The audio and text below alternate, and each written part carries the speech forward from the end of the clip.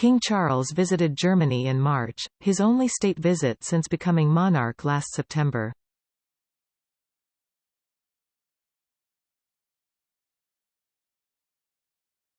Senior royals are now set for 2 years of tours in a bid to protect relations with members of the Commonwealth.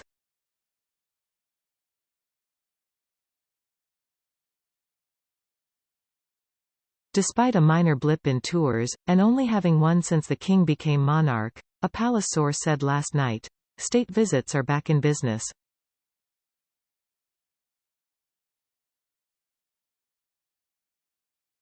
It has been reported that the King, Queen Camilla, and the Prince and Princess of Wales are keen to show that soft diplomacy will help relations with countries such as Australia.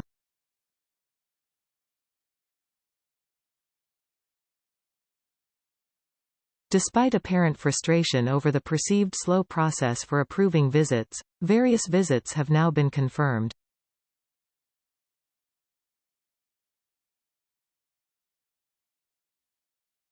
William is planning a visit to New York confirmed for September, while he and his wife Kate are expected to visit Singapore in the autumn.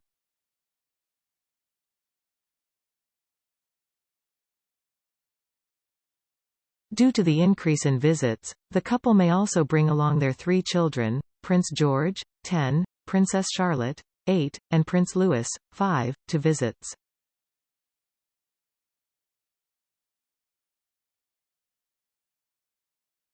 As the Mail on Sunday has revealed, King Charles and Queen Camilla will also travel to Kenya later this year.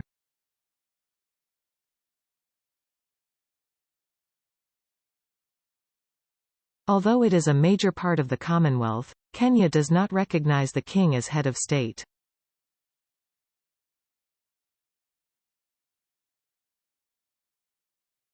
Plans are also reportedly underway to pull through with some previously cancelled trips, such as the King and Queen's visit to France earlier this year.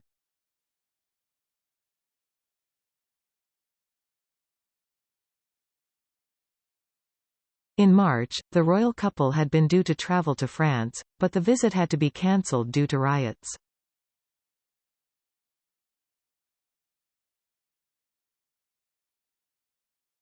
The king will visit also Samoa next year when the country hosts a Commonwealth Heads of Government meeting.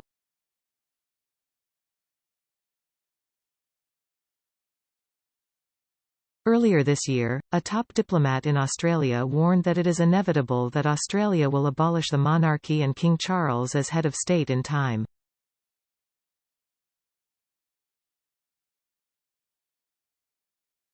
Australians' appetite to become a republic, and scrap having a head of state, particularly heightened when King Charles became monarch.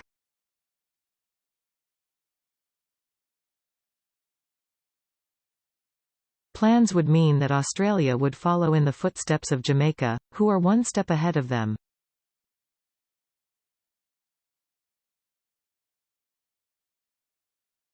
Last year during their visit to the Caribbean, Jamaica's Prime Minister, Andrew Holness told William and Kate that Jamaica wanted to be fully independent and address the unresolved issue of slavery.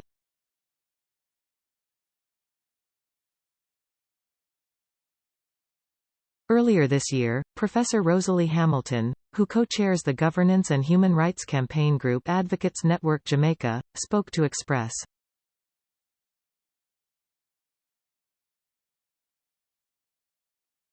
Co.uk about the King's role in Jamaica.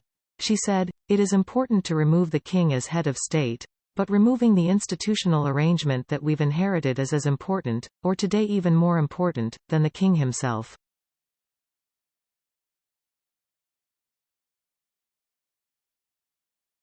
The highly centralized governance structure that shuts out the voice of the Jamaican people, we say, must change.